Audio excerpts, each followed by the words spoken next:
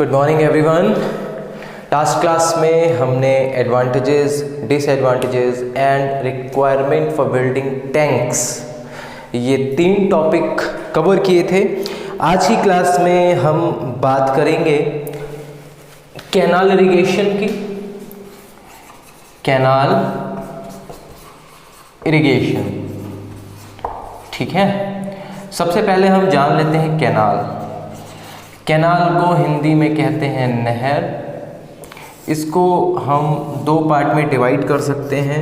पहला है पेरिनियल, ठीक है, पहला है पेरिनियल एंड दूसरा है हमारा नॉन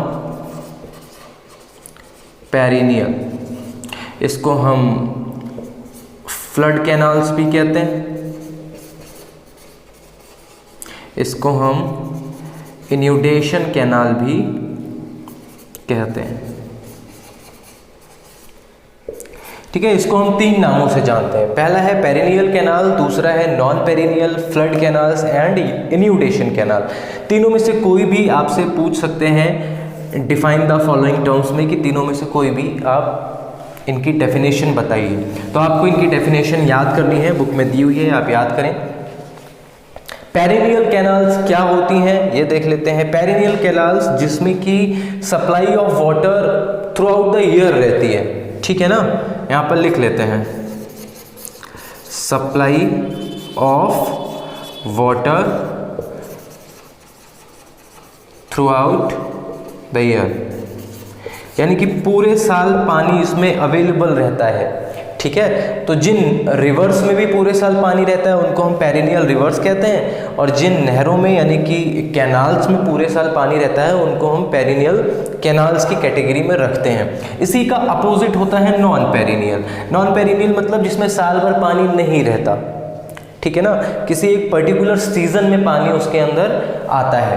पानी कैसे आता है ये देखिए, इसका दूसरा नाम फ्लड कैनाल है। जब किसी रिवर में फ्लड्स आ जाती हैं और पानी ओवरफ्लो होने लगता है, आसपास के एरियाज में फैलने लगता है, नुकसान करने लगता है, तो हम क्या करते हैं, चैनल्स को खोल देते हैं, बैराज को खोल देते हैं और पानी जो कैनाल्स हैं सीजनल वाली उनमें चला जाता है। यानी कि फ्लड्स के समय हम डिस्ट्रक्शन को रोकने के लिए पानी को चैनलाइज कर देते हैं इन कैनाल्स में, इसीलिए इनको फ्लड कैनाल्स भी कहते हैं, ठीक है। तो कॉन्सेप्ट क्लियर हो गया। Canal there are 2 types, perennial, non perennial.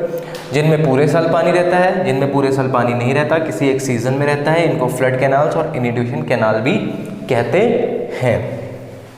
Perennial canal का एक एग्जाम्पल जो इंडिया के इस रेफरेंस में दिया जा सकता है वो देख लीजिए, इंदिरा गांधी कैनाल, ठीक है। ये कहाँ पर है ये भी देख लीजिए, ये है राजस्थान। इसकी लेंथ क्या है, 650 किलोमीटर। ये एक पेरिनियल कैनाल है और राजस्थान के जो कई सारे ज़िले हैं उनमें ये अपनी सेवाएं यानी कि वाटर सप्लाई वहाँ पर इसके थ्रू होता है। और इसी की वजह से राजस्थान के बहुत सारे ऐसे डिज़र्ट एरिया हैं जहाँ पर एग्रीकल्चर या क्रॉप का प्रोडक्शन स्टार्ट हो गया है just because of Indira Gandhi canal, ठीक है। तो इसको हम रफ कर देते हैं।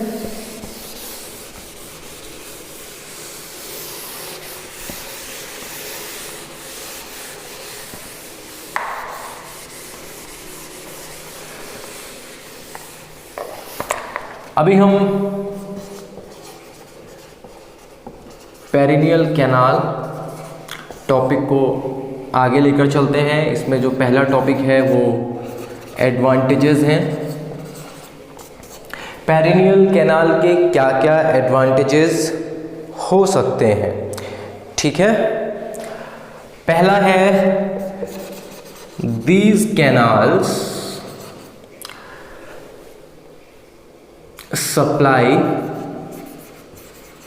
the water throughout the year।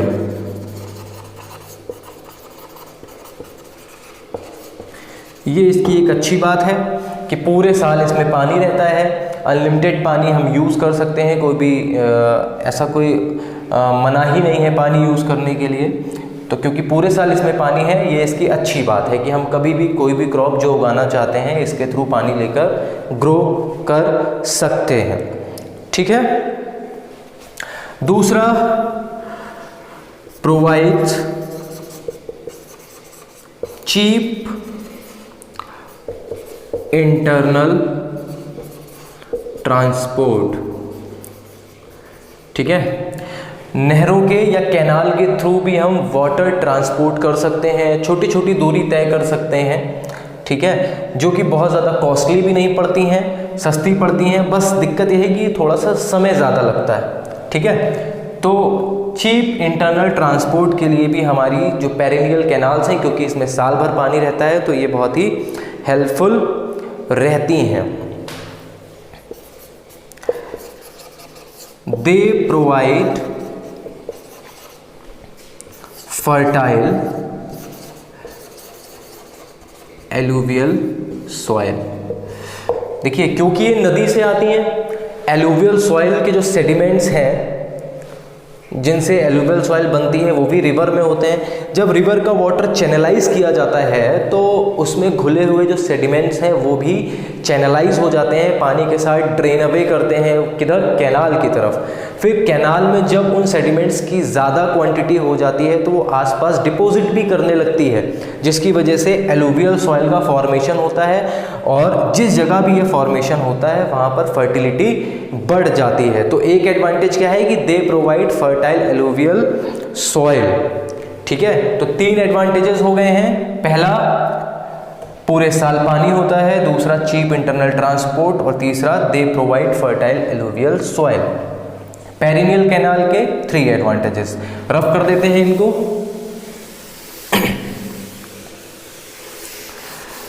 अब डिसएडवांटेजेस की बात करेंगे। ठीक है। पहला, supply of supply of excess water leads the soil to become infertile। बहुत ज़्यादा पानी जब कहीं पर हो जाता है, यानी कि पानी की बहुत ज़्यादा सप्लाई जब होने लगती है, तो कभी कभी ऐसा भी होता है कि कैनाल्स फ्लड के समय में ओवरफ्लो कर जाती हैं। फार्म में रिक्वायरमेंट से ज़्यादा पानी पहुंच जाता है और वहाँ की जो क्रॉप्स हैं वो ख़राब हो जाती हैं। जो अपर लेयर ऑफ सॉइल है वो या तो मिट्टी में नीचे दब जाती है, ठीक है, या फिर अगर पानी की स्पीड बहुत ज़्यादा है तो उसके साथ ड्रेन अवे हो जाती हैं, जिसकी वजह से जो वहाँ का लैंड है वो इनफर्टाइल होने का खतरा बना रहता है। तो supply of excess water leads the soil to become infertile. ठीक है। दूसरा, ग्रेटर कंस्ट्रक्शन कॉस्ट। देखिए, वेल्स बनाने में बहुत कम पैसा लगता है, टैंक बनाने में भी कम पैसा लगता है, ट्यूबवेल में थोड़ा सा ज़्यादा पैसा लगता है, बट कैनाल्स को बनाने में जो पैसा लगता है वो आप इमेजिन भी नहीं कर सकते। जैसे कि आप इंदिरा गांधी कैनाल का ही एग्जाम्पल ले लें तो सैकड़ों करोड़ रुपया जो है उसमें लग चुका है, तब जाकर वो तैयार हुई है। तो जो कैनाल का कंस्ट्रक्शन कॉस्ट है वो बहुत ज़्यादा होता है। तो ये भी एक डिसएडवांटेजेस है कि अगर ये सस्ती होती तो हम कई सारी और कैनाल्स बना सकते थे, लेकिन क्योंकि ये सस्ती नहीं है, ये बहुत ज़्यादा महंगी पड़ती हैं, इनका कंस्ट्रक्शन कॉस्ट बहुत ज़्यादा है, तो इसीलिए इनको बनाना इतना आसान नहीं होता है। ठीक है। उसके अलावा लॉस ऑफ एग्रीकल्चरल लैंड। देखिए, जब कभी भी मान लीजिए आप इंदिरा गांधी कैनाल ही जब बनी होगी तो जाहिर सी बात है कैनाल के लिए रास्ता ऐसे तो था नहीं कि पड़ा हुआ है हमने जाके कैनाल्स बना ली। वहाँ पे बहुत सारे लोगों के घर रहे होंगे, बहुत सारे लोगों के फार्म रहे होंगे, एग्रीकल्चरल लैंड रहे होंगे, उन सबको सरकार ने क्या किया, ले लिया। उनको मुआवजा दिया होगा, अलग बात है, लेकिन फर्टाइल लैंड या एग्रीकल्चर लैंड था वो तो हमारा लॉस हो गया ना। जहाँ पर हम पहले खेती कर सकते थे, एग्रीकल्चर कर सकते थे, वो अब नहीं कर सकते। तो लॉस ऑफ एग्रीकल्चरल लैंड, कि कभी भी हम कैनाल बनाते हैं तो बहुत सारे खेतों को हमें लेना पड़ता है, ऑक्यूपाई करना पड़ता है, लोगों से अधिग्रहण कर लेना पड़ता है, ठीक है। तो ये इसके डिसएडवांटेजेस हैं। अभी हम आगे पढ़ेंगे। ये जो भी आपने एडवांटेज और डिसएडवांटेजेस पढ़े हैं वो आपने पढ़े हैं पेरिनियल कैनाल के। अभी हम पढ़ेंगे नॉन पेरिनियल कैनाल के एडवांटेजेस एंड डिसएडवांटेजेस। पहला advantage, they are helpful to control floods. जैसा कि मैंने आपको बताया था अभी फ्लो चार्ट में कि जो नॉन पेरिनियल कैनाल है, फ्लड्स के समय में रिवर का वाटर चैनलाइज कर दिया जाता है, तो ये एक तरह से हेल्प करती हैं कि फ्लड में ज़्यादा नुकसान ना हो। तो पहला advantage they are helpful to control flood, ठीक है। दूसरा, they are easy to operate. इनको ऑपरेट करना बहुत आसान है। क्यों? क्योंकि इनका रख रखाव हमें साल भर नहीं करना पड़ता, क्योंकि इनमें पानी नहीं रहता, ये सूखी रहती हैं, इनमें किसी भी तरह का इरोजन नहीं होता, कोई सेडिमेंटेशन नहीं होता, ठीक है। तो they are easy to operate. इनमें साल में 1-2 बार ही पानी जाता है, उसके अलावा ये पूरे साल सूखी रहती हैं, तो ये आसान रहता है इनको ऑपरेट करना, ठीक है। नाउ 2 ही हैं इसमें आपके एडवांटेजेस। अभी हम डिसएडवांटेजेस की बात करेंगे, ठीक है। किसकी बात करेंगे? डिसएडवांटेज। पहला, वाटर इज सीजनल। इसमें पानी नहीं रहता पूरे साल, कुछ महीनों के लिए पानी आता है।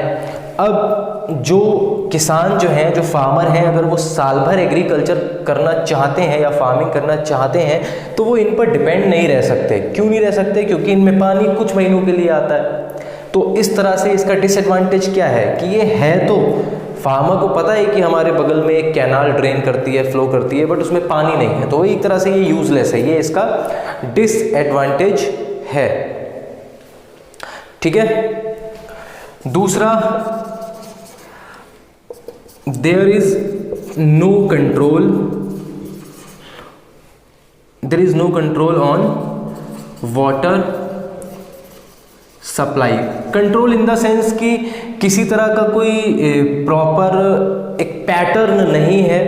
ये ज़्यादातर डिपेंड करती हैं कि वाटर सप्लाई, जब रिवर में बहुत ज़्यादा वाटर फ्लो होने लगे या ओवरफ्लो होने लगे या फिर फ्लड आ जाए, उस समय इनका काम किया जाता है, इनमें पानी भेजा जाता है। अदरवाइज कोई पैटर्न नहीं है कि भाई सरकार ने ये डिसाइड कर रखा है कि इस समय गेहूं की क्रॉप होती है तो हमें पानी सप्लाई करना है, इस समय राइस की क्रॉप होती है तो हमें पानी सप्लाई करना है। नहीं, यहाँ पे जो हमारे फार्मर हैं उनके वेलफेयर के लिए इसका फॉर्मेशन नहीं किया गया है। ये बेसिकली इसलिए यूज़ होती हैं कि फ्लड में ज़्यादा डिस्ट्रक्शन ना हो, तो पानी इधर चैनलाइज कर देते हैं। और अगर चैनलाइज पानी करते समय अगर उस समय कोई क्रॉप लगी हुई है तो इसका पानी उसमें काम आ जाता है, बस इसका इतना सा इम्पोर्टेंस है। तो ये एक डिसएडवांटेज है कि इसमें कोई कंट्रोल नहीं है सरकार का कि कब पानी जाना है, कब नहीं जाना है। फ्लड आई तो पानी जाएगा, फ्लड नहीं आई तो पानी नहीं जाएगा, ठीक है। तो यहाँ पर हमारे जितने भी टाइप ऑफ इरिगेशन थे, कैनाल, वेल,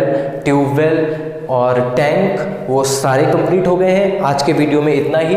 नेक्स्ट वीडियो में हम मेथड ऑफ इरिगेशन पढ़ेंगे। Thank you so much.